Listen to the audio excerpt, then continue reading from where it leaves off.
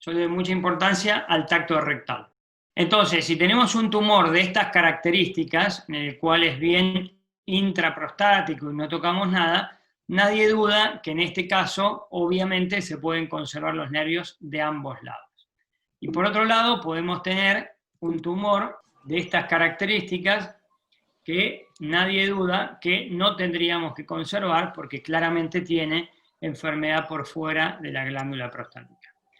Y este es el escenario intermedio, el cual genera mucho más preocupación o interrogantes, porque notamos una ligera induración o un Gleason intermedio, en el cual podemos o no sospechar la presencia o no de enfermedad extraprostática. Por supuesto que podemos ayudarnos de algunos recursos, entre ellos la resonancia nuclear magnética, nos puede ayudar a ver si hay enfermedad extraprostática o no. Y en este caso, la glándula prostática en el pedículo vascular derecho claramente se lo ve distinto al lado izquierdo. La próstata en la zona periférica, que es donde asientan los tumores, debería verse una medialuna blanca en el T2. En este caso, en el T2 se ve blanco sobre el lado izquierdo, pero a la derecha vemos esto más oscuro, negro, eso se llama hipointenso, y claramente se ve que compromete el pedículo vascular del lado derecho. Entonces, cuando la resonancia nos informa que hay enfermedad extraprostático, el valor predictivo positivo es cercano al 80%. Quiere decir que es muy probable, casi con certeza, de que si la resonancia lo ve, va a haber enfermedad extraprostática. Pero cuando no tenemos enfermedad extraprostática indicado por la resonancia nuclear magnética, la resonancia dice que hay enfermedad extraprostática, es muy probable que así sea con un valor predictivo cercano al 80%. Mientras que cuando la resonancia dice que no hay enfermedad extraprostática, como en este caso, donde la medialuna blanca se ve interrumpida por una estructura de color más negro que se llama hipointensa, pero que no hay enfermedad por fuera de la próstata, no la puede ver el ojo humano ni la resonancia, el valor predictivo negativo es bajo. Quiere decir que por más que nos informen que no hay enfermedad macroscópica, podría haber enfermedad microscópica extraprostática, y ahora vamos a ver en quiénes vamos a sospechar eso. Y este es uno de los trabajos más interesantes que hay en base a eso. Es un trabajo donde evaluaron 111 pacientes consecutivos con sospecha de cáncer de próstata por elevación del PSA. A 111 le hicieron resonancia nuclear magnética más biopsia por fusión, y a los 111 le hicieron una prostatectomía radical, en este caso por vía robótica. Y lo que midieron es la longitud de contacto tumoral con la cápsula. Y entonces, como en este caso muestra el dibujo, esa era el área sospechosa que está en color naranja, la misma foto de la resonancia nuclear magnética, y cortaron la próstata igual que como se corta en resonancia nuclear magnética, y midieron esa línea de contacto tumoral con la cápsula. Y lo que observaron es que cuando esa línea de contacto es mayor a 20 milímetros, es decir, 2 centímetros, la probabilidad de que haya enfermedad extraprostática es superior al 80%. Y entonces vemos como esa curva, a partir de los 15 milímetros, es exponencial, y ya después de los 20 es muy probable que haya enfermedad por fuera de la próstata. Por eso cuando vemos una resonancia nuclear magnética que nos dice que no tiene enfermedad macroscópica, pero que si el contacto con la cápsula del tumor es mayor a 20 milímetros, debemos sospechar de que ahí hay enfermedad, aunque sea microscópica, y nos debemos alejar un poquito de la cápsula. No quiere decir que no tengamos que conservar nada, sino quiere decir que nos tengamos que alejar algunos milímetros. ¿Y cuántos milímetros nos tenemos que alejar? Bueno, existen varios nomogramas. Este para mí es el mejorcito de todos, porque no es a blanco o negro, sino que nos permite saber cuántos milímetros por fuera de la glándula prostática es que puede haber enfermedad extraprostática. Y es muy sencillo de usar, se pone www.prese.it, uno cliquea ahí y en cuanto cliquee nos va a aparecer este despliegue, donde está dibujada una glándula prostática, donde podemos poner el grado, el porcentaje de tumor que existen del lado derecho, en base, base lateral, medio, medio lateral, pico y pico lateral, de ambos lados, y a cada cuadrante le podemos colocar el grado de Gleason que tiene, aparte del porcentaje. Nos va a pedir que le indiquemos cómo es el tacto de ese paciente, qué edad tiene y qué PSA el paciente tiene como último PSA antes de una posible cirugía. Apretamos Submit o Submit y nos va a desplegar la probabilidad de enfermedad microscópica extraprostática tanto del lado izquierdo como del lado derecho a 1 milímetro, a 2 milímetros, a 3 milímetros y a 4 milímetros. ¿Cuál es la probabilidad que persista habiendo enfermedad extraprostática? Esto se hizo sobre 12.000 prostatectomías radicales operadas por Patel, de las cuales revisaron la anatomía patológica y vieron que cuando había enfermedad extraprostática, en el 90% de los casos estaban dentro de los primeros 3 milímetros. Quiere decir que en el peor de los casos, cuando uno sospecha enfermedad extraprostática, si se aleja 3 milímetros, debería ser suficiente margen de seguridad como para tener un margen quirúrgico negativo. Pero de esta manera podemos discernir de un lado y del otro. Entre esta disección intra, inter o extra fue descrita por cirujanos de la técnica abierta y que permanentemente hay controversia de esclarificar cómo son estas fascias, y a mí lo que me gustaría es aclarar bien. Entonces, la fascia prostática, que es la primera fascia que debemos nosotros identificar, es esta pequeña fascia que rodea a la glándula prostática y que es lo último después del parénquima prostático. Las disecciones intrafaciales van a ir por dentro de la fascia prostática, quiere decir que estamos sacando la próstata, pero estamos pasando entre el parénquima y la fascia. Las disecciones interfaciales vamos a ir por fuera de la fascia de la próstata. Y dice que cuando la disección interfacial se realiza, vamos a poder hacer una disección interfacial con una preservación absoluta de los nervios y que va a ser oncológicamente segura y que va a poder preservar la funcionalidad. Y este trabajo de Valenciennes proponen 5 o 4 distintas grados de preservación, pero es sumamente compleja y difícil de entender. Por lo cual, tomo mejor la explicación de las distintas grados de preservación por parte de Patel, donde toma a la fascia prostática, descrita por anteriormente, y la arteria prostática.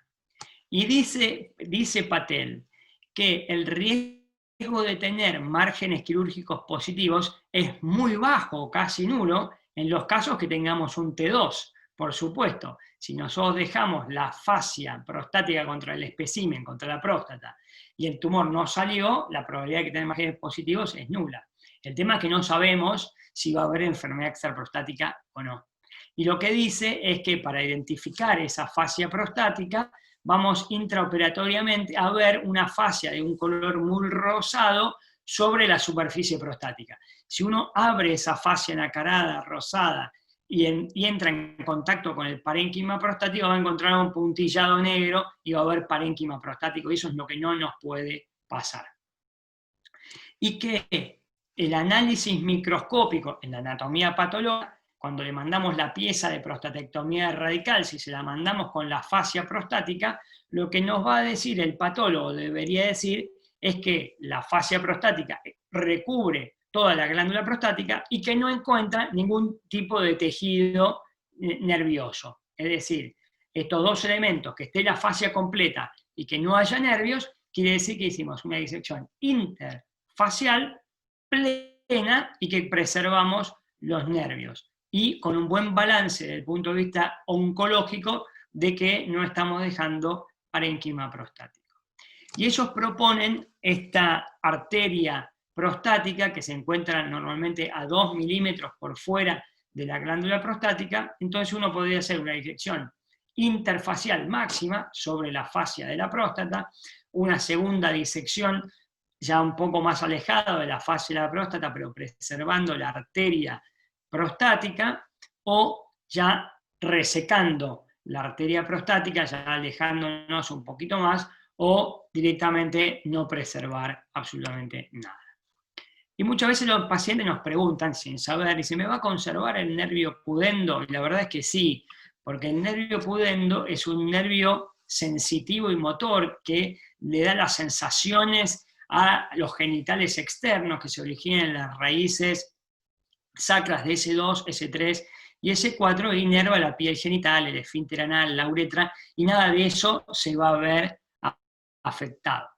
Lo que se va a ver afectado son los nervios erectores, que sí pasan cerca de la próstata, principalmente en las horas 7 y 5, y estos son un complejo plexo de nervios que nosotros no vemos, incluso operando con el rol, no vemos los nervios, nosotros sabemos qué áreas son las que hay que preservar, y que se originan en el plexo hipogástrico, en T2, L1, L2, más las ramas parasimpáticas. Y esas son las que vamos a poder lesionar durante esta cirugía. Y entonces tenemos que respetar adecuadamente la anatomía. Y tenemos, por estudios anatómicos, sabemos que los nervios, según Patrick Walsh, van principalmente entre las caras posterolateral a la derecha y a la izquierda, y por este otro trabajo de Costello, muy interesante, hecho en cadáveres, donde sabemos que los nervios, por supuesto que vienen principalmente en hora 5 y 7, pero que arrancan entre la hora 3 y 9, principalmente hacia el plano posterior.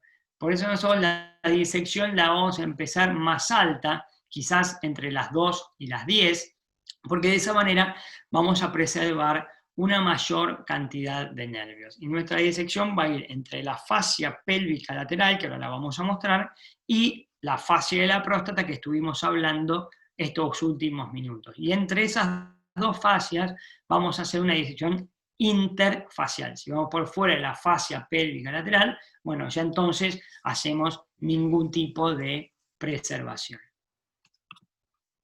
¿Dónde es que podemos lesionar los nervios? Los nervios los podemos lesionar en primer lugar. Nosotros cuando hacemos una cirugía mínimamente invasiva, por lo general operamos primero la vesícula seminal, la hacemos desde la vejiga hacia la uretra, así que la vesícula seminal es un lugar en el borde externo que podemos lesionar los nervios.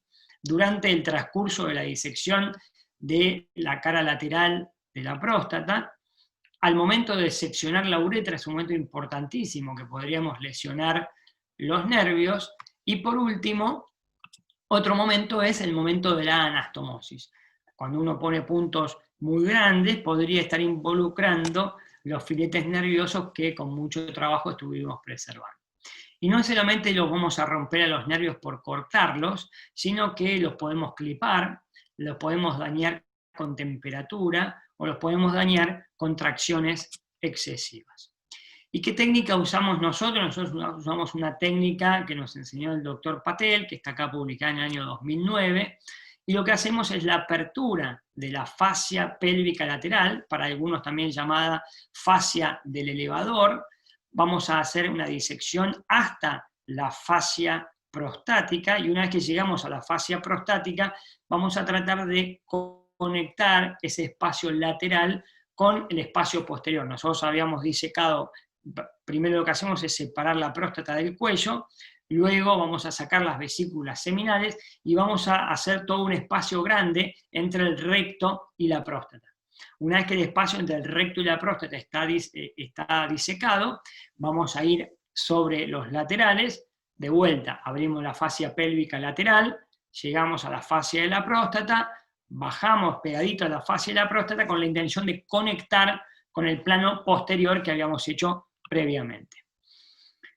Ahí hacemos la conexión con el plano posterior y por último vamos a hacer el clipado del pedículo principal.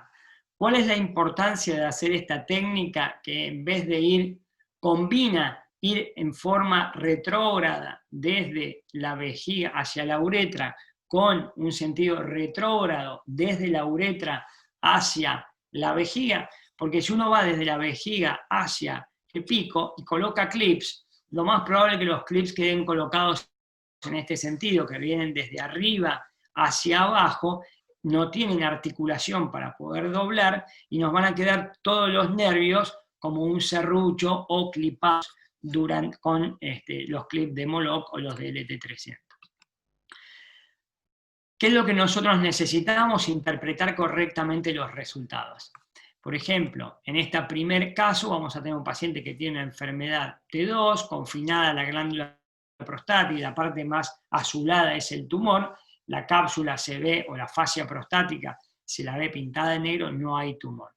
Pero en esta otra podemos tener un T2 con margen quirúrgico positivo, vemos glándulas tumorales que están en contacto con la fascia de la próstata, en ausencia de tejido extraprostática, o abajo a la derecha, un PT3 con margen quirúrgico negativo, es decir, la grasa periprostática infiltrada por células tumorales, pero nosotros tuvimos la destreza de ir más externo, y la tinta china que está en contacto con esa parte lipomatosa, no hay tumor, o lo peor que nos puede pasar es tener un PT3, en fin, enfermedad extraprostática, vemos glándulas en la grasa periprostática y además compromiso o contacto con la tinta china.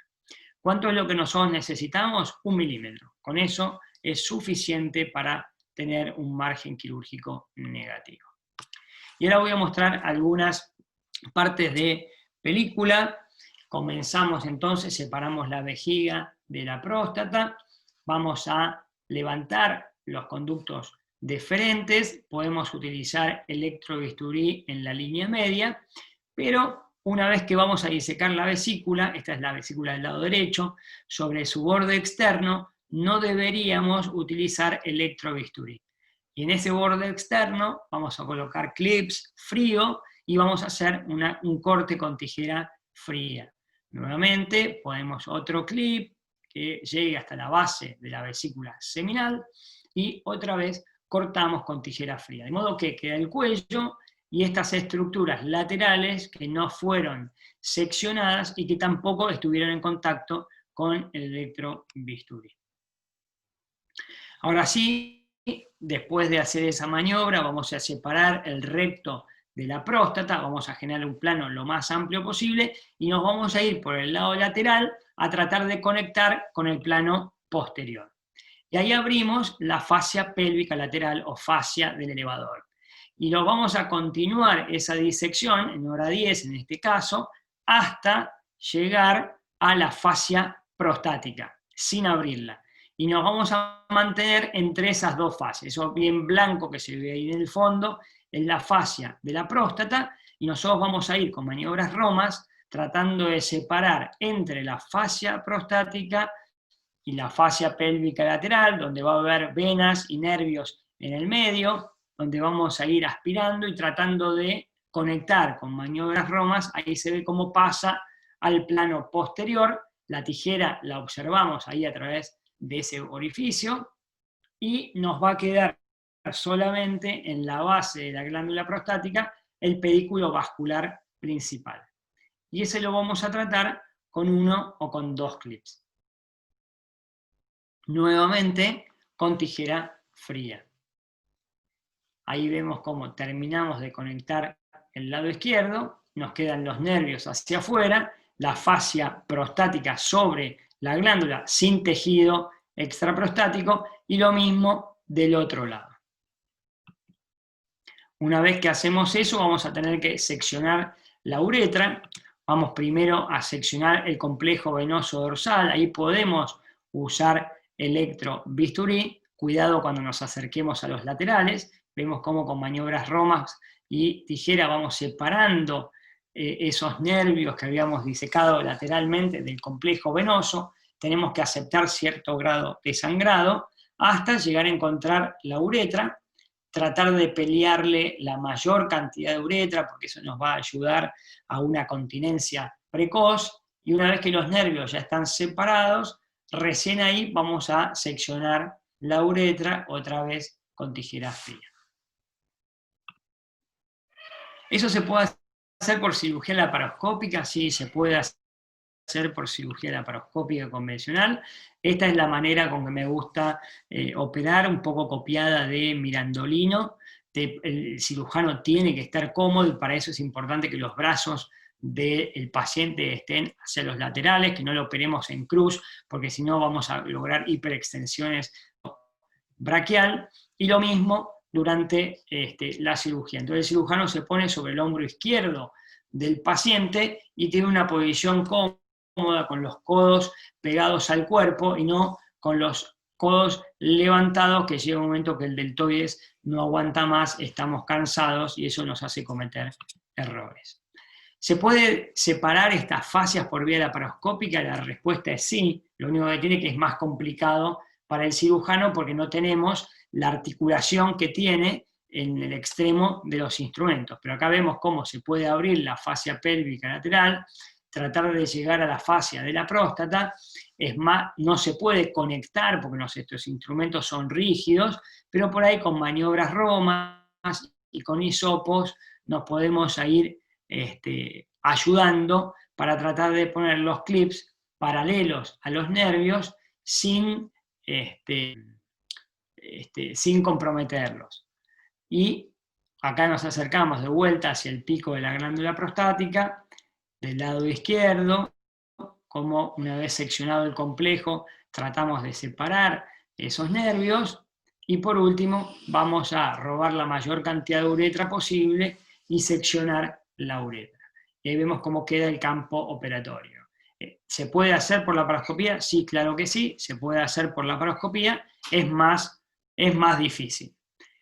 Lo mismo a cielo abierto. ¿Se puede hacer a cielo abierto? Sí, se puede hacer. La respuesta es un poco más difícil porque al no tener neumoperitoneo, el neumoperitoneo genera cierta presión dentro del abdomen del paciente que colapsa estructuras venosas y que eso lleva a que haya un menor sangrado. Nosotros hicimos un trabajo en el cual comparamos la cirugía abierta, la cirugía laparoscópica y la cirugía robótica. No hubo diferencias en cuanto al porcentaje de márgenes quirúrgicos positivos en las tres técnicas. Comparamos 100 abiertas, 100 laparoscópicas y 100 robóticas, pero sí hubo mayor número de bandeletas neurovasculares preservadas dentro del grupo de cirugía robótica. En algunos casos, cuando la glándula es muy grande, mayor a 100, 120 gramos, y que eso hace que la glándula esté muy vascularizada y que sea complejo ingresar entre esas fascias, hemos hecho una solución fisiológica diluida con adrenalina, usando una K33 y una aguja.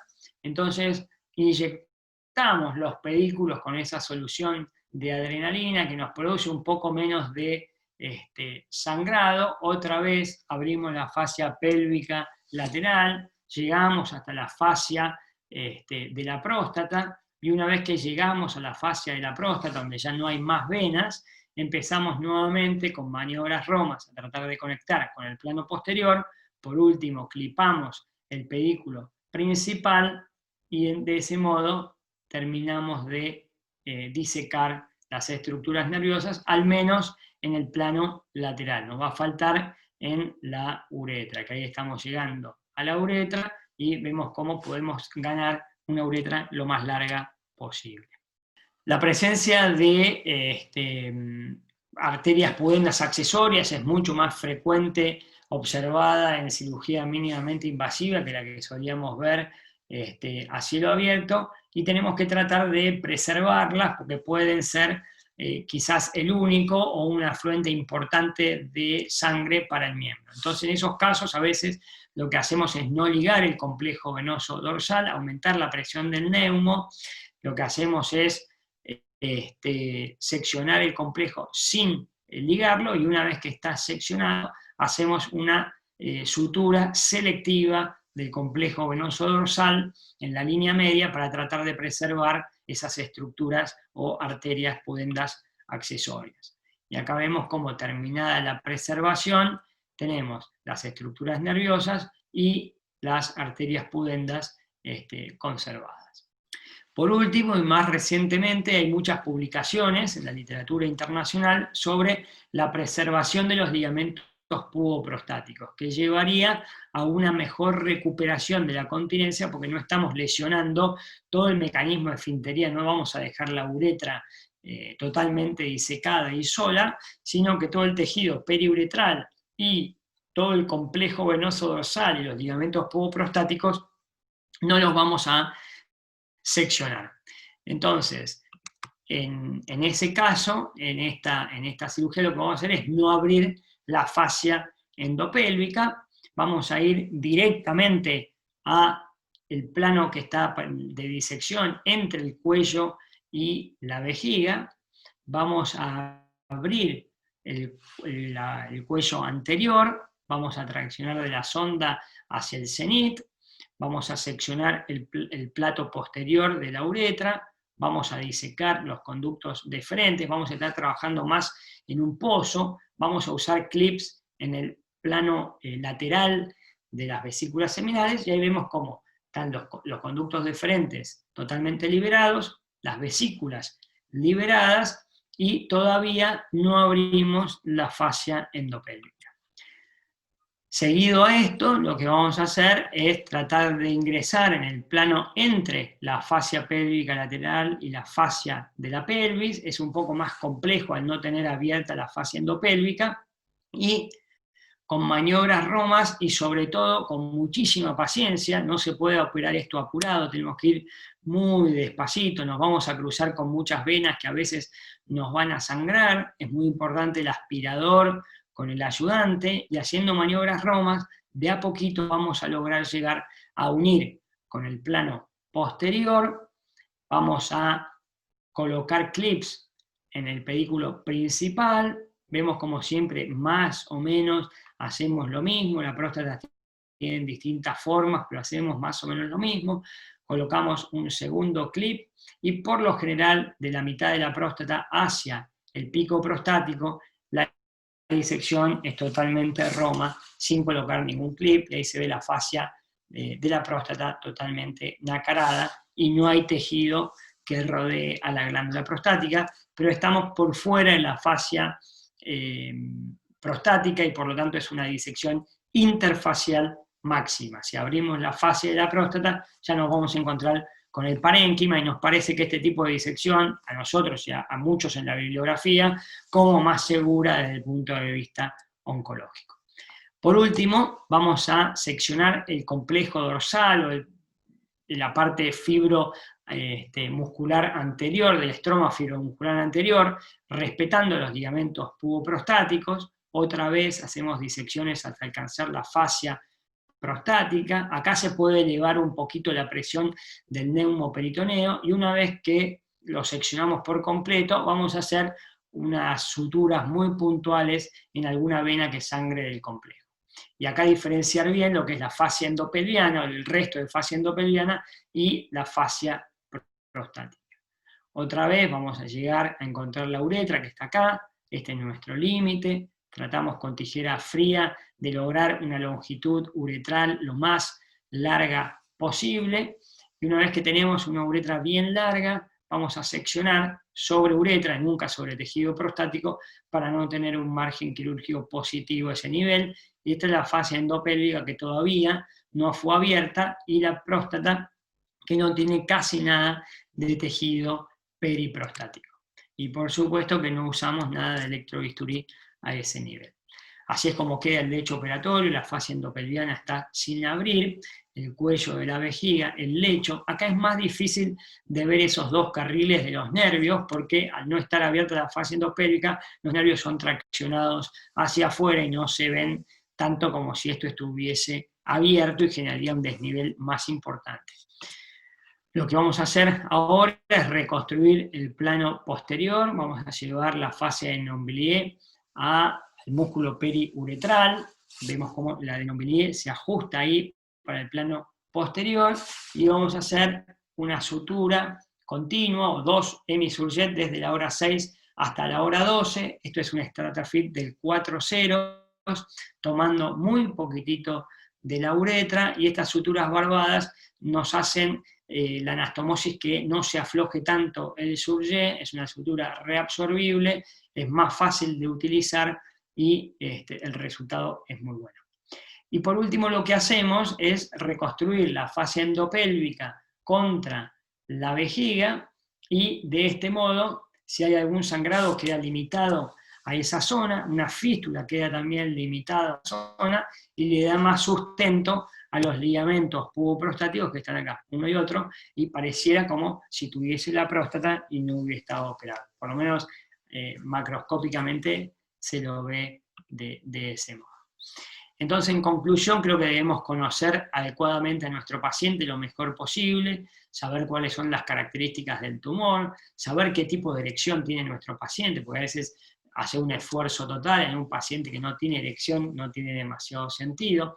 Debemos preguntarle al paciente qué riesgo está dispuesto a correr, tomar una decisión consensuada con el paciente, hacerlo partícipe de las decisiones, según o mostrándole los nomogramas que estamos usando, cuál es la probabilidad que haya enfermedad extraprostática, viendo la resonancia nuclear magnética y mostrándosela al paciente cuando la realizamos. Tenemos que conocer la anatomía, saber cuáles son los lugares por donde pasan esos plexos nerviosos, planear la mejor técnica y el grado de preservación para cada paciente, sospechar la enfermedad extraprostática microscópica, y cuánto enfermedad extraprostática puede haber. Si no la hay, tratar de hacer una disección interfacial máxima, pero dejando la fascia de la próstata contra la glándula. Y, en definitiva, antes de la cirugía, tener una reunión con el paciente con todos estos datos,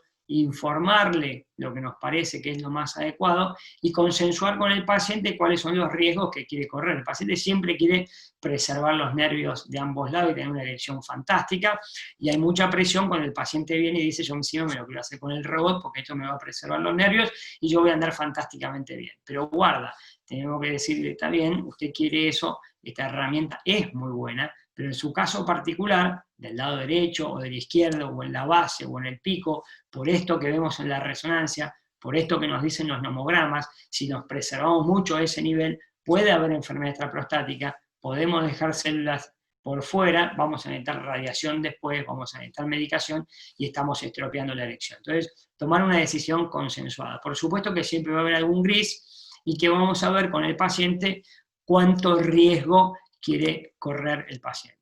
Y por supuesto, formar un adecuado equipo de médicos, ayudantes, instrumentadoras y anestesiólogos que estén todos tirando para el mismo lado, que trabajen juntos y que en definitiva va a ser lo que más beneficio le va a traer al paciente. Una vez más agradezco la invitación, y si hay alguna pregunta, acá estamos. Lo presenta Leandro Capiel. Leandro es el encargado en jefe de cirugía reconstructiva del CEMIC en Buenos Aires. Es probablemente una de las 5 personas que sean referentes de uretra a nivel Argentina, así que es un honor tenerlo con nosotros. Nos va a hablar de tratamiento de estenosis de uretra, post cirugía de hiperplasia prostática benigna. Así que, Leandro, cuando quieras compartir pantalla, somos todo oídos. Gracias. Bueno, a mí gracias por la invitación, es un placer estar acá. Como dijo Nacho, muchos de los que están acá los conozco por mi viejo, todos que han sido compañeros de él, y yo siempre tengo un grato recuerdo de La Plata y mi pasado cuando estudié medicina ahí en La Plata, mi pasaje por el Hospital San Martín y todo. La verdad que fue una linda etapa de mi vida. Bueno, me toca hablar de la estenosis uretral post-tratamiento de la hiperplasia prostática benigna. Aclarar que no tengo ningún conflicto de interés. Y cuando uno habla de etiologías de estrecheces uretrales, digamos, la mayoría de los trabajos americanos o trabajos sajones hablan que la estrechez iatrogénica es la segunda causa de estrechez como causa de las estrecheces, y dentro de las estrecheces iatrogénicas, la RTU y las colocaciones traumáticas de sondas prolongadas seguramente son las causas más frecuentes. Este es un trabajo del 2005 del grupo de Alan Morey, y este es un trabajo más reciente del año pasado del grupo TERNS, que es un grupo de cirujanos reconstructivos de Estados Unidos, que ellos encontraban que tanto a nivel de la uretra peniana como a nivel de la uretra vulvar, La causa iatrogénica era la tercera causa de estrechez, detrás de la causa desconocida y la causa traumática. Pero la realidad es que en nuestro medio y en países en vías de desarrollo, la etiología iatrogénica es una etiología cada vez más frecuente. Este es un trabajo del African Journal of Urology del año 2012, del grupo de Haynes, que es de Sudáfrica, que ellos lo que empezaron a notar es que cuando comparaban las etiologías entre el año 1991 y 2008, cómo había sido la variación de las causas, había una disminución de la etiología infecciosa, desde ya dada por los mejores tratamientos antibióticos para la gonorrea y los tratamientos precoces, una disminución de la causa traumática y un aumento significativo de la etiología iatrogénica, que pasaba de ser un 10% de las causas al 37% de las causas casi. Y este es un trabajo de un grupo de cirujanos reconstructivos de Brasil, que es más o menos lo que encontramos en nuestro medio. Este es un trabajo del año pasado, del World Journal of Urology, que ellos encuentran que la etiología iatrogénica es la causa más frecuente de estrechez uretral, cercana casi a un 43%. Y dentro de las causas iatrogénicas, las causas más frecuentes eran la sonda vesical, casi en un 61% de los casos, y los procedimientos transuretrales, casi en el 40% de los casos. Cuando uno estratificaba las etiologías según la edad, encontraban que en los pacientes mayores de 60 años, como podemos ver acá, la causa iatrogénica es la verde, que es lo que coincide generalmente cuando uno realiza los procedimientos endurológicos, las resecciones transuretrales o las adenomectomías prostáticas por vía abierta, era la causa más frecuente en este grupo etario, la causa iatrogénica. Y un poquitito en nuestro medio, lo que nosotros encontramos en nuestra estadística, casi en 852 uretroplastías realizadas entre enero del 2011 y marzo del 2020, encontramos que la etiología iatrogénica en nuestro caso es el 62% de los casos. O sea, en nuestro medio tiene un mayor impacto la etiología iatrogénica, siendo la causa más frecuente la instrumentación uretral, seguida por la RTU de próstata y la cirugía abierta prostática. Y sin duda que los sitios en donde sufre la uretra cuando uno realiza una cirugía endoscópica o cirugía abierta es el meato uretral, debido al menor calibre, tiene un calibre cercano a los 25 French, seguido por la uretra peniana, que tiene un calibre aproximado de 30 French, y la uretra membranosa, que es donde se encuentra el esfínter, que generalmente este es otro sitio que tiende a sufrir, y el cuello vesical. Las esclerosis del cuello post cirugía prostática varían entre un 0 y un 9,6% dependiendo las series, y cuando uno habla de estrechez uretral, dependiendo en post RTU, es entre un 2,2 y un 9,8%, post láser entre un 1% y un 3,6%, y post adenomectomía es un poco un rango mayor, entre un 2% y casi un 5% de los casos.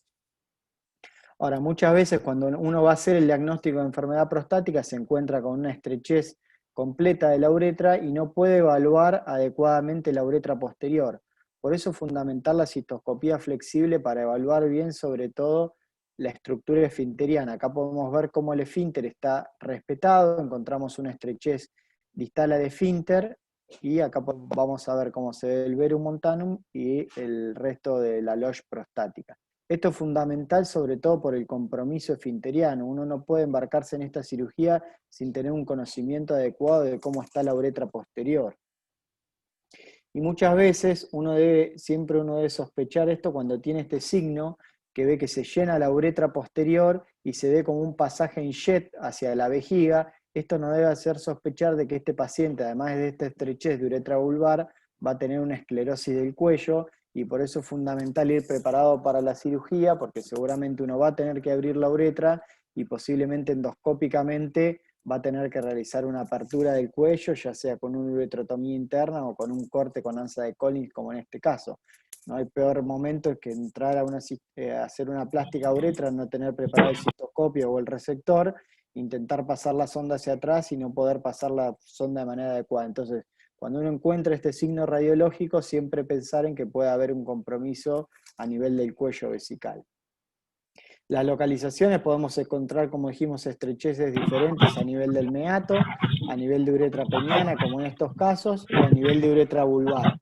O muchas veces uno puede encontrar estrecheces panuretrales o estrecheces combinadas, como en este caso, donde uno encuentra una gran estrechez a nivel de uretra peniana asociada a una estrechez vulvar proximal, o esta estrechez peñana a otra estrechez de uretra vulvar proximal, o estrecheces más complejas como esta estrechez a nivel de la unión penoescrotal y esta estrechez a nivel de la uretra membranosa, que sin dudas es lo más problemático en estos casos por el compromiso esfinteriano. Y cuando uno habla de la causa de estas estrecheces, hay múltiples causas que se han determinado. El diámetro del instrumental, la utilización de geles lubricantes, muchas veces cuando se prolonga el procedimiento uno tiene que volver a lubricar la uretra para evitar el roce de la uretra y la isquemia y las lesiones uretrales, las complicaciones en el posoperatorio inmediato, tener que volver a reoperar a ese paciente, nuevas instrumentaciones, pasar una sonda nueva, estar cambiando las sondas, procedimientos endoscópicos prolongados, sin dudas que no es lo mismo trabajar 1 hora que trabajar 2 horas o que trabajar 3 horas. Entonces uno debe saber cuál es su límite para resecar la próstata de manera endoscópica para evitar esos procedimientos prolongados.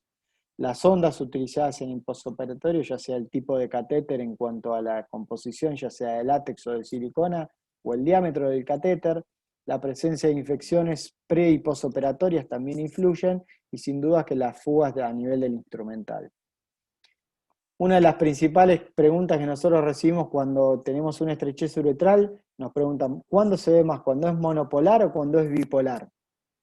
Y la realidad es que es una pregunta difícil de responder porque la realidad es que cada vez uno ve más resecciones endoscópicas bipolares por un tema de facturación, no es lo mismo lo que se paga una monopolar que una bipolar, entonces la mayoría de los urólogos se han volcado hacia las bipolares, entonces en cierta manera tenemos un sesgo, sin duda que ahora vamos a ver más estrecheces relacionadas por bipolar porque se realiza más esta técnica y sin duda que también uno opera próstatas más grandes.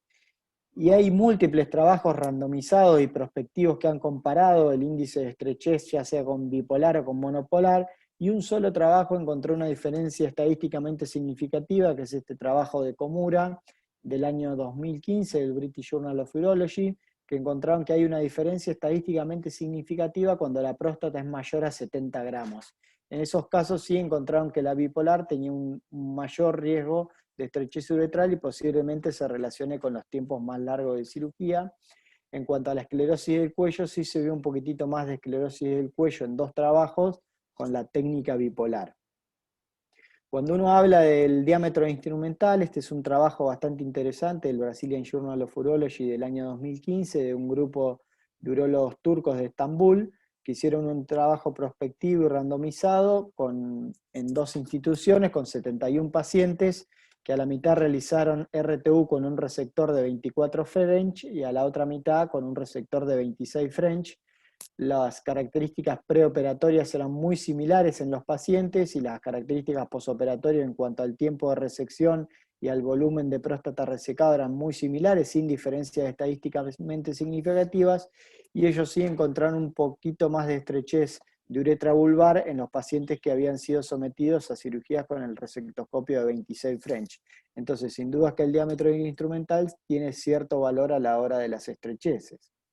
En cuanto a la sonda posoperatoria, este es un trabajo de un grupo escandinavo de Suecia, es un trabajo viejo del año 1989 que randomizan a los pacientes para el drenaje posoperatorio colocando una sonda siliconada de 22 French y la otra mitad en los pacientes en donde se colocaba una talla de 22 French sin dejar sonda por uretra y encontrar una diferencia estadísticamente significativa con una tasa de estrechez del 17% en los pacientes con sonda versus un 4% en los pacientes con talla vesical.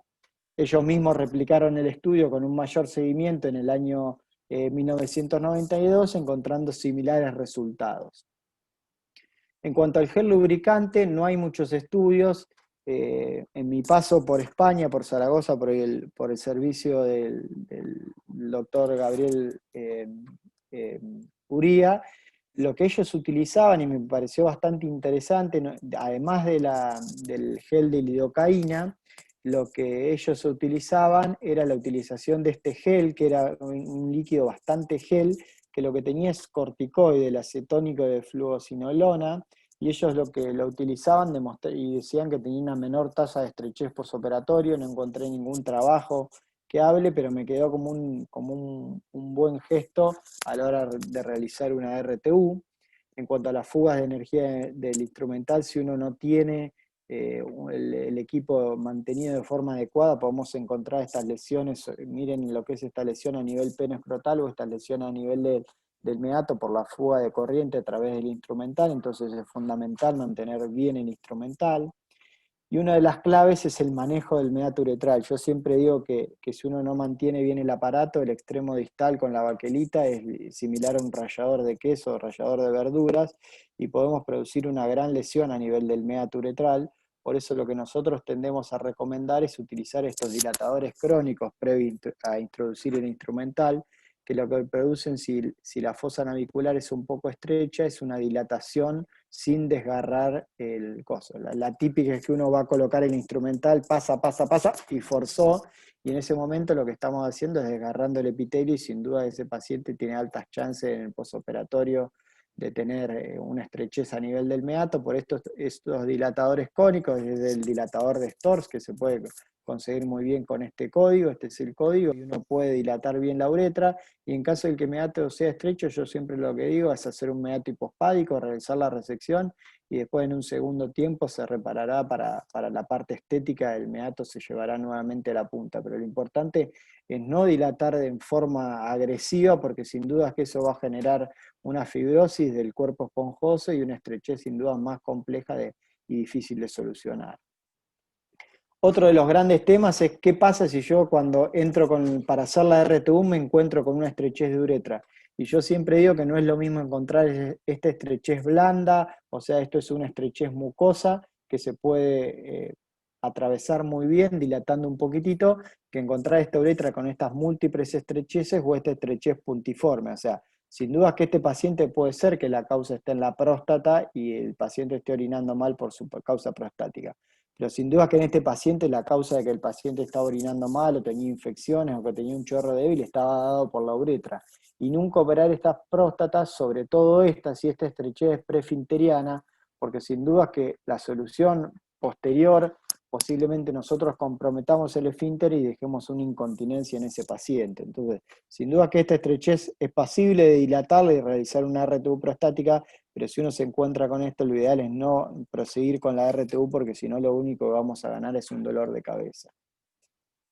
Y otro de las maniobras muy utilizadas es la calibración con Beniqué previa a la resección, y yo no digo que es un procedimiento que esté mal realizado, pero siempre uno tiene que asegurarse que la uretra esté bien. Estos son 2 pacientes que nosotros recibimos, porque en el momento de realizar la RTU se realizó una falsa vía porque el paciente tenía una estrechez. Entonces siempre recomiendo, previa a realizar una RTU, siempre tener una cistoscopía previa para descartar una estrechez y no producir estas lesiones. Este era uno de los pacientes que nosotros veíamos.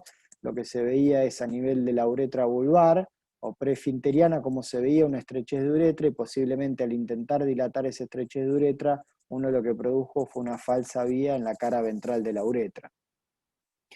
Y si uno tiene que dilatar una estrechez, lo que nosotros recomendamos son siempre estos dilatadores, que son los dilatadores de Cook, que tiene una forma de Beniqué, que uno puede pasar una guía y a través de la guía realizar una dilatación adecuada sin producir lesión o riesgo de una falsa vía. Y otra de las maniobras utilizadas es el uretrótomo de Otis, que muchos lo hemos visto utilizar previo a realizar una resección. Teóricamente lo que se produce con el Otis es una sección en hora 12 de la uretra, pero si uno conoce un poco de la anatomía o de la histología de la uretra, nosotros sabemos que la uretra es muy finita y está rodeada por el tejido eréctil del cuerpo esponjoso. Entonces, nosotros realizando una uretrotomía a ciegas en hora 12, posiblemente lo que vamos a generar es mayor fibrosis del cuerpo esponjoso, y a futuro vamos a generar una estrechez mucho más compleja para solucionar. Y siempre tenemos el factor humano.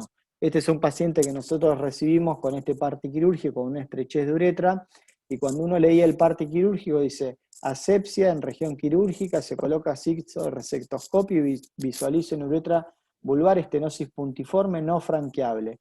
Trato con Beniqué, siendo imposible franquear la estenosis, decido realizar adenomectomía transvesical.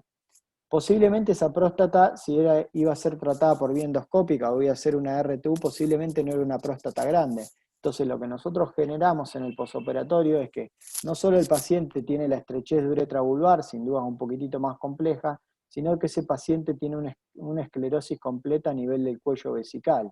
Entonces, sin duda, lo que hay que hacer es tratar de evitar el daño en estos casos, y si uno encuentra una estrechez puntiforme que no puede dilatar, sin duda suspender el procedimiento, solucionar la estrechez uretral y posteriormente operarlo de la próstata si es necesario. Y sin duda que las estrecheces más difíciles de manejar o más recidivantes post cirugía de hiperplasia prostática es la esclerosis recidivante del cuello y la estrechez de uretra vulvar o membranosa. Y como siempre todo puede ser peor, nos podemos encontrar con este paciente que no solo tiene una estrechez a nivel de uretra membranosa, sino que también tiene una oclusión compleja a nivel del cuello vesical. Cuando uno habla de esclerosis recidivante del cuello vesical, es importante determinar si ese paciente tiene o no tiene luz uretral. Nosotros en CEMIC lo que tendemos a realizar, nuestro protocolo, si encontramos una estrechez puntiforme, lo que tendemos a realizar es 3 uretrotomías seriadas cada 5 semanas. Cada 5 semanas el paciente tenga o no síntomas, los metemos en quirófano y realizamos una uretrotomía, generalmente intentando hacer la uretrotomía en hora 5 y en hora 7, y realizamos una inyección local de 40 miligramos de triamcinolona. Si después de esas 3 uretrotomías seriadas recidiva, lo que pensamos es en una cirugía abierta. Si el paciente tiene una apertura parcial o vemos una luz más visible, lo que tendemos a realizar es una uretrotomía con ansa de Collins e inyección de triamcinolona de 40 miligramos, también una incisión tipo Mercedes-Benz, 3 uretrotomías seriadas cada 5 semanas, y si recidiva, ya pensamos en una cirugía abierta.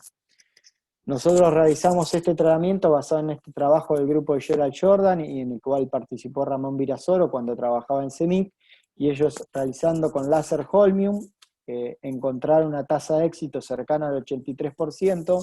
Cuando uno compara realizar este tratamiento con cuchilla fría o con corte con ansa de Collins, no hay diferencia estadísticamente significativa, si no hay ventaja con el láser. Lo único que hace el láser es aumentar los costos asociados y no estaría recomendado.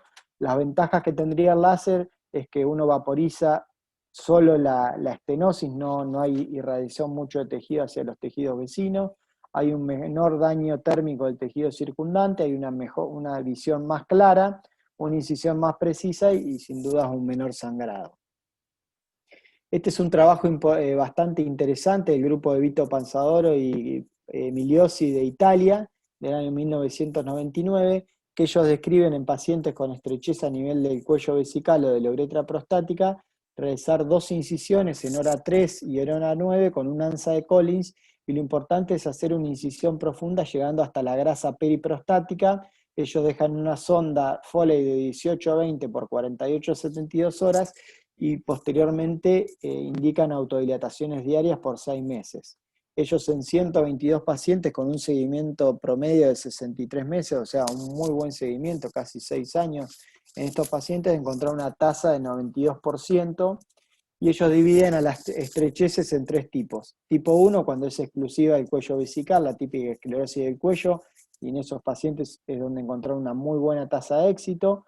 Tipo 2, cuando afecta la parte media de la uretra, con una tasa de éxito del 98%, y en pacientes con esclerosis completa, sin dudas que tuvieron una menor tasa de éxito debido a la mayor complejidad de estas estrecheces, cercana al 76%. Ahora, cuando uno tiene una estrechez completa sin luz uretral, hay que determinar si la obliteración es de la uretra prostática en forma completa o si está obliterado solo el tercio proximal. Si está obliterada completamente la uretra, uno debe pensar en una derivación continente suprapúbica, ya que la prostatectomía de rescate en estos casos sin duda es que tiene una alta tasa de tener una esclerosis de la unión uretrovesical, entonces con las complicaciones asociadas. Uno debe pensar en una derivación continente. Si el paciente tiene una buena capacidad vesical, como este caso, se puede realizar un mitrofanop si el paciente tiene apéndice, o una derivación tipo Monti. Ahora, si el paciente tiene una mala capacidad vesical, una vejiga chica con reflujo, uno debe pensar en una ampliación y en una derivación continente tipo Monti. Ahora, si uno tiene una obliteración del tercio proximal de la uretra prostática, uno puede revisar 2 técnicas quirúrgicas. La clásica IB, descripta hace muchos años, sobre todo en pediatría, para el tratamiento de las esclerosis del cuello, o una técnica más moderna, que es esta técnica de T-Plasty, que permite tomar colgajos vesicales sin tanta tensión y transponerlo sería realizar una trigonización nueva del cuello vesical. En caso de no responder, uno también tiene la posibilidad de realizar un injerto de mucosa yugal ventral en el lecho de la próstata por una vía transvesical. ¿Qué dicen las guías de la AIB? Uno siempre debe tratarlos de forma mínimamente invasiva, con dilataciones, incisiones o resecciones del cuello, y en caso de que esto no funcione, uno debe pensar en una uretroplastía. La técnica de IB fue descrita en el año 1957, hace muchos años, por el doctor Sinatra de Nueva York, para el tratamiento, dijimos, en pediatría de esta esclerosis del cuello. Y a ver, se me trabó. Ahí está. Y una técnica más no soy el único. Una técnica más moderna es este grupo de Rosenbaum de la Universidad de Hamburgo, que los que describen esta forma de T-plastic, que lo que permite es crear colgajos para que los meatos no genere tanta tracción. Esto permite bajar bien hacia el lecho prostático y no generar tanta tracción. Ellos encontraron en 30 pacientes una tasa de éxito del 100% y en un paciente con incontinencia de orina de novo. Y cuando esto falla, uno siempre tiene la posibilidad de realizar esta técnica descrita por el grupo de Brian Flynn de Colorado, que lo que realizan es por vía transvesical y en forma abierta, realizan una apertura del lecho de la adenomectomía y la colocación de un injerto ventral de mucosa yugal. Ellos describen en 7 pacientes, con un seguimiento casi de 2 años, una tasa de éxito del 91% y una incontinencia del 10%. Esto fue replicado por Dmitry Nikolavsky, que se formó en el mismo grupo de Brian Flynn. Acá podemos ver una cisturetro preoperatoria y una cistoscopía preoperatoria, cómo se abre el lecho de la adenomectomía, se coloca el injerto de mucosa yugal en el lecho y cómo se ve al año de la cirugía con el cuello bien abierto y como se puede ver el injerto de mucosa yugal ahí en la cara ventral prostática. Y sin dudas que lo que ha tenido un gran desarrollo en los últimos años es la cirugía robótica en estas estrecheces posteriores, porque sin dudas que permite un mejor abordaje y es muy bueno para colocar un injerto. Esta es una técnica realizada por Lee Zhao de Nueva York, con el robot, utilizando el robot con single port. Lo que realiza es una cistoscopía, la colocación de una guía metálica a través de la estrechez, la apertura de la vejiga con el acceso a la vejiga, y lo que realiza es una trigonización de la mucosa vesical hacia el lecho de la uretra o de la adenomectomía, y él realiza una incisión tipo una X y lleva la uretra o la mucosa vesical hacia el lecho de la uretra. Acá podemos ver bien cómo se ve muy bien la técnica quirúrgica. El primero lo que hace es crear esos lechos, esos colgajos vesicales. Acá podemos ver cómo lleva uno de los vértices del colgajo hacia el lecho uretral. Y la verdad que el robot permite acceder a estos sitios sin dudas con una ventaja sumamente importante. Y yo creo que por ahí el futuro de las estrecheces post-prostatectomía sin duda que está acá en el robot, porque muchas veces cuando uno aborda esas estrecheces por vía abdominal, uno tiene que realizar pubectomías complejas y puede generar trastornos en la marcha en el paciente, y sin dudas que el robot en estos casos tiene una gran ventaja. Lo voy a adelantar un poquitito para que vean cómo permite llevar de manera adecuada bien la mucosa vesical al lecho de la uretra y realizar una adecuada reanastomosis ahí de la uretra prostática con la mucosa vesical que uno llevó con estos colgajitos. Ahí como talla el último colgajo y cómo puede realizar una adecuada anastomosis. Ahí se ve bien la mucosa uretral y cómo puede bajar bien el colgajito de mucosa vesical, como sería en la técnica de IB. Sin duda que una de las grandes complicaciones es la estrechez de uretra vulvar proximal o membranosa, porque sabemos que vamos a comprometer tenemos la posibilidad de comprometer el único esfínter que queda en estos pacientes, que es el esfínter estriado voluntario. Y esto es algo importante porque en nuestro país, dentro de la Superintendencia de Servicios de Salud, cuando uno va a pedir un esfínter urinario artificial, según el Sistema Único de Reintegro, lo que era antiguamente conocido como el PMO, incluye que el esfínter urinario artificial en las incontinencias solo cuando hay antecedente de prostatectomía radical, vejiga neurogénica, radioterapia previa, lesión medular o traumatismo pelviano. O sea, que la incontinencia post cirugía de hiperplasia prostática benigna no está incluida dentro de esta incontinencia urinaria. Entonces las obras sociales muchas veces se agarran de esto para no cubrir un esfínter urinario artificial, y nosotros sabemos que en nuestro medio, sin duda que si uno no tiene la cobertura de la obra social, es un implante sumamente oneroso y que no está al alcance de todos los pacientes. Y algo para tener en cuenta a nivel del esfínter externo, este es un trabajo importante que ganó el mejor póster en la ABA de Boston, que ellos realizan un análisis del esfínter estriado de la uretra, basado en estudios de resonancia con bobina endorrectal y estudio de protones, y ellos lo que encuentran es que el esfínter estriado de la uretra tiene un mayor desarrollo en la cara dorsal, o sea, el esfínter tiene una forma de omega o de herradura con un mayor desarrollo, sobre todo a nivel de la cara dorsal de la uretra, y esto fue comprobado por este trabajo de la Universidad de Innsbruck de Austria, por el grupo de Heinz Tracer, que ellos describen que a nivel de la uretra vulvar proximal o de uretra membranosa hay un desarrollo más del esfínter estriado en la cara dorsal, y que existe un plano adecuado de disección entre el esfínter y la uretra, y que si uno se mete adecuadamente en ese plano, podría disecar la uretra tranquilamente del esfínter estriado. Entonces, cuando uno tiene una estrechez de uretra vulvar proximal o membranosa, depende si la estrechez es corta o la estrechez es larga. Si la estrechez es corta, la técnica de disección del esfínter o técnica intraesfinteriana descrita por Reinaldo Gómez es una muy buena opción. Y Reinaldo Gómez describe esta técnica en donde lo que se hace es buscar la uretra membranosa en su salida del bulbo uretral y buscar ese plano de disección en donde uno deja peladita adecuadamente bien la uretra y la puede disecar adecuadamente del esfínter estriado de la uretra. Acá se diseca con un hisopito romo y podemos ver cómo uno puede disecar solo la uretra dejando completamente indemne el esfínter estriado de la uretra, y de este modo conservar la continencia en estos tipos de pacientes. Acá podemos ver un videíto cómo uno se puede meter adecuadamente en ese plano. Acá vemos cómo se ve bien la uretra membranosa saliendo del bulbo de la uretra y cómo uno puede disecar adecuadamente. Hay un plano bien laxo en donde uno puede respetar las fibras del esfínter estriado, pegándose bien a la uretra sin miedo de abrir la uretra a ese nivel, y sin duda que eso es sumamente importante a la hora de conservar la continencia en este tipo de pacientes.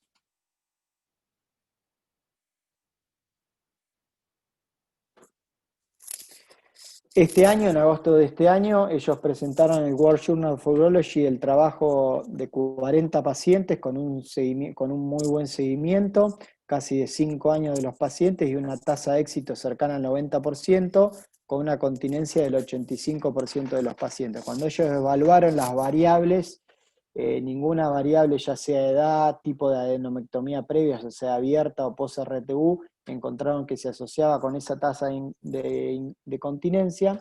Ahora, este año también fue aceptado un trabajo, sin dudas que este es un trabajo muy importante y hay que felicitar al grupo del Hospital Italiano en un trabajo en el cual participó Nacho, que es el trabajo más grande a nivel mundial de estenosis de uretra vulvar proximal a nivel de la uretra membranosa o vulvar proximal, y ellos enrolaron 77 pacientes entre el año 2011 y 2019 con una excelente tasa de éxito, cercana al 96%. Y un dato muy importante que ellos encontraron es que en cuanto a la incontinencia posoperatoria, la mayoría de los pacientes que habían tenido incontinencia posoperatoria habían sido sometidos a adenomectomía abierta. Y esto puede explicarse sin dudas que cuando uno, la uretra membranosa, que cuando uno realiza una adenomectomía abierta, sin dudas que por ahí esa es la maniobra ciega, en donde uno diseca el adenoma o el pico del adenoma de la uretra prostática y posiblemente pueda desgarrar la uretra de ese nivel. En cambio, cuando uno realiza una cirugía endoscópica, sin dudas que a nivel del veru tiene mucho mayor cuidado para no dañar el esfínter, y posiblemente esa sea una de las causas asociadas a este mayor grado de incontinencia en pacientes con estrechez membranosa posadenomectomía. Ahora, cuando uno tiene una estrechez más larga, sin dudas que uno tiene que optar por una cirugía de ampliación, y uno puede realizar ahí en ese vía un injerto ventral y un injerto dorsal. Y acá hay dos grandes escuelas para realizar estas técnicas. La escuela de Kulkarni y Guido Barbagli, lo que ellos proponen es, como el esfínter tiene un mayor desarrollo en la cara dorsal, la mejor forma de abordar esta uretra es por su cara ventral, o sea, uno abre la uretra por la cara ventral, colocan un espéculo nasal y utilizando este bisturí oftálmico, lo que hacen es abrir la uretra desde adentro de la uretra, desde la luz uretral hacia afuera, para evitar dañar las fibras del esfínter estriado y posteriormente la colocación del esfínter. Sin duda es que uno está trabajando en forma profunda y ahí podemos ver cómo se ve el verum montanum a ese nivel.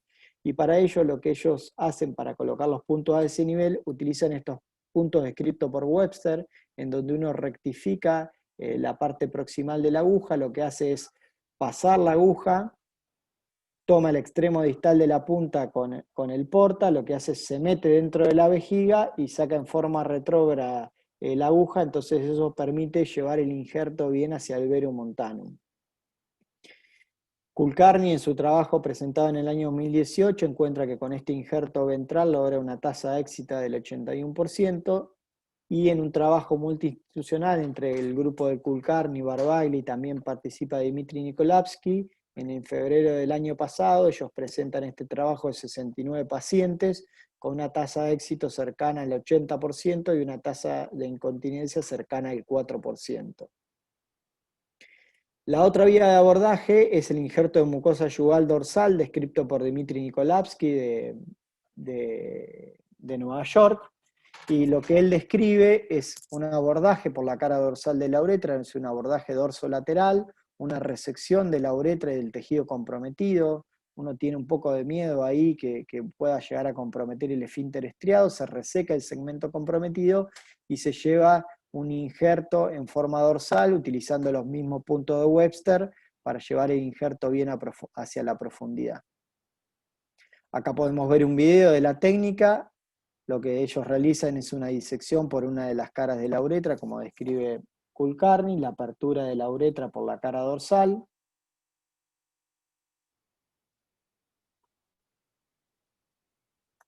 Vamos a adelantar un poquitito, acá coloca los puntos de tracción, el abordaje, la disección del ligamento triangular de los cuerpos cavernosos para llegar bien a la uretra vulvar proximal, uretra membranosa. Se coloca una bujía por el río uretral y se abre la uretra por la cara dorsal.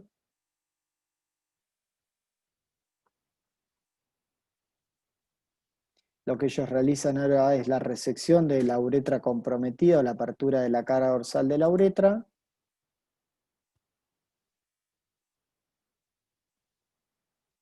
Y en este momento es cuando colocan este espéculo nasal modificado, realizan la apertura igual que lo describe Kulkarni, colocando el bisturí desde adentro de la uretra hacia exterior para evitar el daño del esfínter.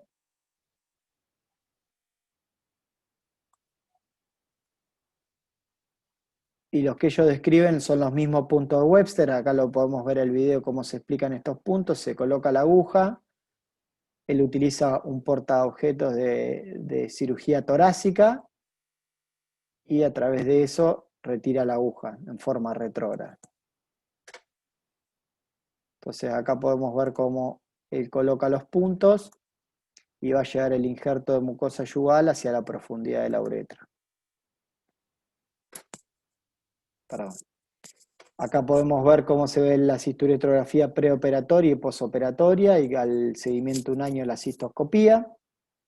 Ellos describen en la IUA de Boston su primer trabajo hablando de estrecheces post-radioterapia y post-RTU de próstata. 7 de los cuales los pacientes eran antecedentes de RTU de próstata y demostraron una tasa de éxito cercana al 93% sin incontinencia de novo.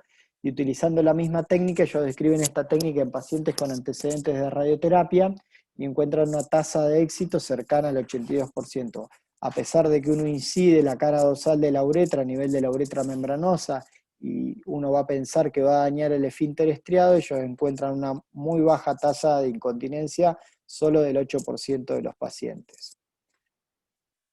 En cuanto a la prevención de la estrechez post-cirugía de hiperplasia prostática benigna, cosas a tener en cuenta del instrumental: siempre tratar de utilizar instrumentos de menor calibre y realizar un mantenimiento adecuado del instrumental. Y en cuanto al factor humano, siempre realizar un manejo cuidadoso del meato, una adecuada lubricación de la uretra, si es necesario Si el procedimiento se prolonga mucho, realizar una nueva lubricación de la uretra, evitar maniobras uretrales a ciegas como el paso del Beniqué o utilizar el Otis, realizar un entrenamiento escalonado de los residentes sobre todo, primero entrenarlos por ahí en cirugía de RTU de vejiga y una vez que tengan destreza en RTU de vejiga pasar a la RTU de próstata. Nosotros sabemos que la RTU de próstata por ahí tiene menos sangrado, el procedimiento se tiende a prolongar, por ahí el residente se desorienta un poco en la cirugía, entonces tener un buen entrenamiento en cirugía endoscópica y muchas veces no insistir, si por ahí el residente se traba, acomodar un poco la cirugía y que después siga el residente y no encarajinarse por no meterse, por no dejarlo. Muchas veces el residente mismo como que se va complicando. Es muy importante conocer los límites de los procedimientos endoscópicos. Uno sabe qué próstata puede resecar y no embarcarse en próstatas de gran tamaño por vía endoscópica si uno no lo va a poder solucionar. Tratar de evitar las sondas de látex de gran calibre en el posoperatorio, siempre operar con un cultivo negativo o en pacientes sondados crónicos con un tratamiento antibiótico adecuado y evitar las complicaciones posoperatorias inmediatas. Muchas gracias. Nada, te quería felicitar, excelente la presentación, como siempre. Muy bueno, estamos con las dos presentaciones. Así que bueno, un abrazo grande para los dos. Escucha, Nacho. Bien, gracias, Leandro, la verdad estuvo muy bueno. Bueno, abrimos para preguntas. Yo voy a abrir una pregunta que le voy a hacer a Wenceslao primero y después está César Fidalgo acá levantando la mano. Yo te quería preguntar, en realidad vos hablaste muy bien de la preservación y uno puede pensar en hacer preservación bilateral o unilateral. ¿Vos elegís algún caso en el cual, por más que sea un T2 limitado a la próstata por resonancia, que por ahí por ser un Gleason alto o porque te dé mala espina, decís, bueno, el tumor está todo a la derecha, de este lado no preservo y del otro sí preservo en forma preventiva, o siempre tratás de preservar las dos a rajatabla si vos considerás que la resonancia es intraprostático? A ver, siempre trato de preservarle lo más posible dentro de lo que oncológicamente sea factible. Entonces, no tomaría solo la resonancia, sino que es un factor, y tomaría la resonancia, tomaría el Gleason, tomaría los nomogramas, y en base a eso, la sospecha que uno puede tener con la experiencia de que haya enfermedad microscópica extraprostática, por más que la resonancia no lo muestre. Si la resonancia no muestra enfermedad extraprostática, no toco nada al tacto, pero es un Gleason 9 y tiene cierto grado de carga tumoral, bueno, me alejaría 1 o 2 milímetros, es decir, cuando abrimos la fascia pélvica lateral, por ahí no vería tan nacarada la fascia de la próstata, dejaría algún milímetro de tejido sobre la glándula y le haría una resección más parcial. Pero por supuesto que hablaría también con el paciente a ver cuánto riesgo él quiere correr. Por ahí es un paciente que nos dice, no, mire doctor, la erección no me interesa, yo hace varios años que no tengo relaciones, y por ahí haría una resección más amplia y no correría ningún riesgo. Y si es un paciente más joven que me dice, doctor, por favor, yo soy la erección, bueno, sería un poquito más arriesgado, siempre y cuando, de vuelta te digo, sea lógico tratar de preservar eso.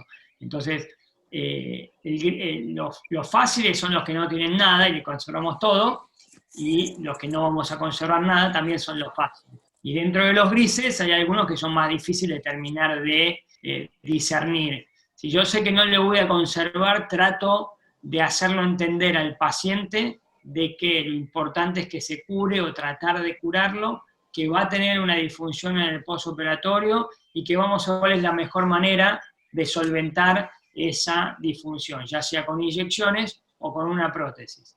Pero priorizando el tema oncológico. No tengo más ganas de tener márgenes, no tengo ganas de tener recaídas, y lo peor que nos puede pasar. Pero las vamos a seguir teniendo. Bien. Quito Fidalgo, ¿querías preguntar algo? Sí, gracias Nacho. Bueno, primero agradecer la participación de los dos, ha sido un lujo tenerlos, excelente la disertación de los dos. Han entregado algunos tips en temas que por ahí, en general, los urólogos generalistas no utilizamos, ha sido muy específico, pero algunas cosas para rescatar y para poder aplicarlo en nuestra práctica cotidiana. Así que muy agradecidos y excelentes las charlas. Sí preguntarle al doctor Capiel, nosotros en general, haciendo urología general, cuando teníamos un paciente con una estenosis de uretra única, pequeña, la uretrotomía interna era un caballito de batalla que teníamos para poder solucionarle el problema a ese grupo de pacientes, tanto los que estaban cerca de Capital como bueno, nosotros en La Plata, o el que estaba en el interior. La uretrotomía interna era un buen tratamiento, pero el concepto que habitualmente teníamos es que, bueno, hacíamos una uretrotomía, a lo sumo, si fracasaba en el tiempo, hacer 2 uretrotomías, o sea, la segunda, ya sabíamos que por ahí la efectividad ahí disminuía un 50%, pero el doctor Capiel en un momento habló que lo que están haciendo son 3 uretrotomías seriadas, consecutivas y regladas, y bueno, preguntarle un poco acerca de ese procedimiento, porque es una práctica sumamente interesante, y si realmente lo hacen en forma seriada, aunque el paciente no tenga sintomatología o desde el punto de vista endoscópico no vean la necesidad de seguir repitiendo esa uretrotomía. Sí, digamos, la uretrotomía César, la hacemos para la esclerosis del cuello, posadenomectomía, o para las estenosis post-prostatectomía radical, o sea, las restrecheces de la unión uretrovesical. ¿Por qué? Porque en ese sector nosotros no tenemos cuerpo esponjoso que rodea la uretra. Si es a nivel de uretra vulvar, digamos, sin dudas que no le vamos a generar beneficio a repetir uretrotomías, porque lo único que vamos a hacer es generar más espongiofibrosis. Pero sí, a nivel de la unión uretrovesical a nivel del cuello vesical, nosotros realizamos estas uretrotomías seriadas, inyectamos triamcinolona porque es lo único que tenemos y está demostrado en nuestro medio. Digamos, la mitomicina C también está demostrado en trabajos a nivel mundial. El tema es que nosotros no podemos tener la mitomicina C, no nos da la obra social si no tenemos un diagnóstico de tumor vesical. Entonces es muy difícil utilizar la mitomicina en posoperatorio inmediato, entonces lo que nosotros utilizamos es esta triamcinolona. Y sí, lo que hacemos son 3 uretrotomías seriadas, entramos a las 5 semanas, realizamos un nuevo corte, sin duda que si está bien abierto, lo único que hacemos es la inyección de la triamcinolona y lo realizamos durante 3 veces. Y generalmente hemos tenido muy buenos resultados. Sin duda que uno en estos casos, por un tema de continencia, intenta agotar la vía de la cirugía endoscópica, porque sabemos que al realizar una cirugía abierta, sobre todo post-prostatectomía, en estos casos vamos a tener riesgo de incontinencia, entonces intentamos manejarla lo menos agresivo posible en estos casos. Si fallan 3, sin dudas que no vamos a tener resultados, y ahí, es más, las guías americanas o europeas hablan hasta 3 procedimientos endoscópicos, más de 3 no. No, te agradezco. Había entendido mal el concepto, estoy medio entrecortado, por eso también desconectaba la imagen y por eso me había quedado esa duda con respecto. Sí, en no cuanto había a entendido la bien. uretrotomía a nivel de uretra vulvar, digamos, Sí, una seguimos manejando. uretrotomía en una estrechez corta, menor a 2 centímetros, no tratada previamente, sin duda que es una buena indicación. La segunda uretrotomía ya tiene tasas de éxito muy bajas y una tercera te diría que no estaría recomendada, más que nada por eso, porque cada uretrotomía que uno va realizando va generando más fibrosis del cuerpo esponjoso, y sobre todo si esta estrechez es bien vulvar proximal, porque cada corte uno se acerca más al esfínter, entonces sin dudas que a pesar de que en la cirugía está demostrado que uno puede conservar el esfínter, muchas veces cuando uno corta genera fibrosis periuretral, entonces va complejizando un poquitito más, y más sobre todo que ahora las técnicas de cirugía o anastomosis término-terminal en esos casos tienen tasa de éxito cercana al 90%. Entonces, en el pasado sí se tenía ese concepto de escalera reconstructiva, de repetir múltiples veces los tratamientos mínimamente invasivos, y una vez que uno fallaba, pasar a una cirugía abierta. Ahora la realidad es que han mejorado mucho las técnicas de cirugía uretral, son cada vez menos agresivas, conservan la vasculatura, entonces lo ideal es por ahí, si fracasó 2 veces, sí pensar en una cirugía y no seguir intentando la uretrotomía. Gracias. Gracias, Leandro. Tenemos una pregunta, le voy a dar la voz al doctor Grillo, que levantó la mano para hacer una pregunta. Buenas tardes. No sé si se escucha. Sí, sí. Pregunto. Ese es Bueno, mucho más bien. primero felicitarlos a todos, a los organizadores, a Wenceslao y a Leandro. Las charlas están súper prácticas. Tengo una pregunta para cada uno. A Wenceslao, ¿cuál es el manejo, cómo en esos pacientes que vos le conservaste, lo que tal vez se ve es que no todos los pacientes se recuperan de la misma manera, la erección en el postoperatorio, y qué elementos usás en el postoperatorio para ayudarlos a recuperar la potencia sexual? Solo el tadalafilo después de retirar la sonda, bueno, ¿cuáles son tus pasos? Y para Leandro, que nos mostraba en las estrecheces esas membranosas muy incómodas, que la pueden tratar por vía, las largas, ¿no? Que las tenés que injertar por ventral o por dorsal. La técnica que muestra Nikolevsky, que si bien tiene publicado los resultados, ¿qué opinión personal te amerita la fijación dorsal en esa zona donde tenés el hueso dorsal, teniendo en cuenta que el injerto se tiene que nutrir? ¿Cuál es tu opinión respecto de la fijación dorsal del injerto en esas estrecheces vulvomembranosas largas? Bueno, no sé, ¿qué quiera responder primero? Bueno, la pregunta es variable no, es muy opinable. Nosotros al paciente al momento de sacar la sonda lo dejamos con tadalafilo 5 miligramos por día, todos los días. Hay pacientes que no toleran el medicamento, son los únicos que por ahí cambiaría por sildenafil. Hay pacientes que les duele la cabeza, que se sienten mal, que se sonrojan, que están incómodos con el medicamento y no lo toleran.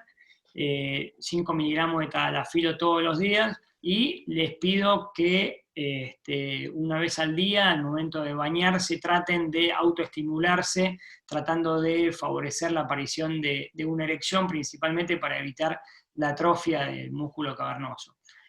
Algún paciente que está muy insistente lo ponemos en inyecciones de drogas vasoactivas, no tanto como un tratamiento, sino como una manera de poder tener actividad sexual con penetración desde los pocos días o semanas luego de la prostatectomía radical, no más que eso.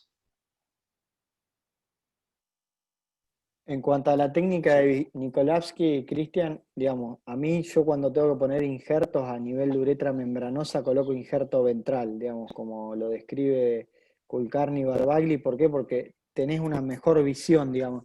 Siempre es más fácil trabajar hacia arriba que desde arriba, y la colocación de estos puntos de Webster, cuando vos los colocás desde abajo, es más fácil sacarlos y meterlos adentro de la vejiga que cuando uno lo ve de arriba. Y a mí uno de los dilemas que me planteo es lo mismo que vos. Si arriba uno tiene el hueso del pubis, el injerto se nutre bien, pero bueno, Dimitri ha demostrado buenos resultados. Él ha realizado muchos trabajos, muchos de estos trabajos que yo mostré a post-radioterapia, y uno piensa, si uno va a poner un injerto en un lecho de radioterapia, que el lecho es malo, y él ha demostrado que el injerto, la mucosa yugal, libera ciertas sustancias parácrinas que lo que hacen es cambiar el ambiente de la uretra del cual se va a nutrir, y mejora la calidad de los tejidos locales. La realidad es que yo no tengo experiencia con el injerto dorsal, describo lo que está escrito en la bibliografía y presentado, pero sin duda es que yo elijo el injerto ventral en esos casos. ¿Los pacientes que se van a hacer PR le pedís resonancia previa vos, o a qué paciente se lo pedís? Bien, no a todos los pacientes se lo pido. Hoy en día, por suerte, es una práctica que las obras sociales, la gran mayoría ya las cubre. Antes era difícil la cobertura de estos estudios. Entonces, si lo tiene el paciente, mejor. Siempre es un dato más para conversar. Sin lugar a dudas, se lo pido en aquel paciente que, digamos, está en el grupo de los grises. Si sé que no le voy a conservar nada, porque es un Gleason alto y está duro, no le pido. Si es un Gleason bajo, con baja carga tumoral, que cada vez operamos menos de esos pacientes, y uno sabe que le puede conservar perfectamente bien, tampoco se lo pido. En el grupo de los grises, es donde más resonancia nuclear magnética vamos a pedir, para estar seguros de que podemos conservar, y para tener una herramienta de poder hablar con el paciente y que tome conciencia de la gravedad de lo que está pasando. En el gris es donde más rédito le vamos a sacar. Y esto porque también hay gente que está o recién formada o también en aprendizaje. Cuando uno va a hacer una RTU de próstata o de vejiga, tiene dos opciones, o mete el equipo con el tutor y después va entrando bajo visión directa, o hay mucha gente que le gusta meter el equipo con el tutor y meterlo hasta la vejiga, siguiendo la curva de la uretra, ¿sí? Y llegando hasta la vejiga a la vieja usanza, digamos. Tienen la muñeca hecha de usar los beniqué. Yo recuerdo siempre personas de la edad de que era mi viejo y todo, que tenían la mano hecha de pasar el beniquero, pasaban cualquier cosa recta a ciegas. Yo siempre por deformación profesional paso el equipo bajo visión directa y no sé si no estoy tan seguro de que sea lo mejor, dado que al sacarle el tutor por ahí me hace más resistencia contra la pared de la uretra. No sé qué consideración tenemos al respecto de eso, por ahí es una tontería lo que pregunto, pero no tengo la seguridad de que una cosa sea mejor que la otra. Sin dudas que es una buena maniobra siempre y cuando uno tenga una cistoscopía previa, Nacho. Yo a todos mis pacientes, previo a hacer una RTU o adenomectomía, todos pasan por una cistoscopía previa. Si uno tiene una cistoscopía previa y sabe que la uretra está bien, uno puede entrar tranquilamente a ciegas con el mandril del resector sin ningún problema. Lo que no hay que hacer es meter ese mandril a ciegas sin tener cistoscopía previa. Yo lo que hago, digamos, es coloco el mandril hasta donde sé que lleva la uretra vulvar y ahí entro mirando a la zona esfinteriana. Pero si uno tiene una cistoscopía previa, no creo que esté mal hacer esa maniobra de ninguna manera. Yo lo uso básicamente a la crema con corticoides cuando, más que nada a nivel del meato, cuando el meato pasó medio ajustado al aparato y tuvimos que realizar una dilatación y eso, en el posoperatorio le doy una cremita, le doy clobetasol crema, para que se coloque ahí a través del meato y empuje un poquitito hacia adelante para evitar la inflamación. Intenté buscar en la bibliografía a ver si encontraba algún trabajo con estas cremas con corticoides, la verdad que no hay nada presentado de esto. Sí hay trabajos más que nada utilizando en el posoperatorio inhibidores de la COX-2, el Rofecoxib.